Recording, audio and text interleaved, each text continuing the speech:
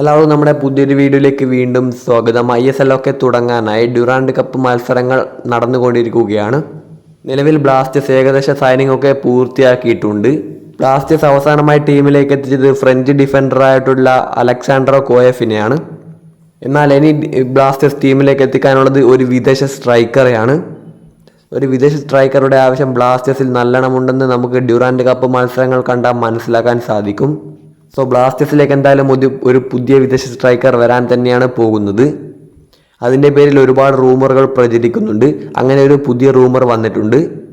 ആ ഒരു കാര്യമാണ് നമ്മൾ ഈ വീഡിയോയിലൂടെ നോക്കാനായിട്ട് പോകുന്നത്. ഈ വീഡിയോയിലേക്ക് കടന്നതിന് മുമ്പ് ഈ ഒരു വീഡിയോ ഇഷ്ടമായാൽ തീർച്ചയായിട്ടും ലൈക്കും ഷെയർ സബ്സ്ക്രൈബ് ചെയ്ത് ചാനൽ സപ്പോർട്ട് ചെയ്യുക. ഇന്ത്യൻ സ്പോർട്സ് ന്യൂസ് എന്ന ഒരു പേജാണ് ഈ ഒരു കാര്യം റിപ്പോർട്ട് ചെയ്യുന്നത്.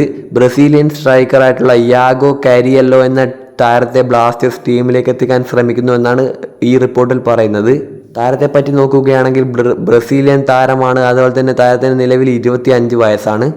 താരം നിലവിൽ കളിച്ചുകൊണ്ടിരിക്കുന്ന ക്ലബിന് വേണ്ടി ഈ ഒരു 20 മത്സരങ്ങളിൽ നിന്ന് 9 ഗോളുകൾ നേടിയിട്ടുണ്ട്. ജസ്റ്റ് റൂമറാണ്, എല്ലാവരും ആ ഒരു രീതിയിൽ എടുക്കുക. അടുത്ത വീഡിയോ നമുക്ക് വീണ്ടും കാണാം.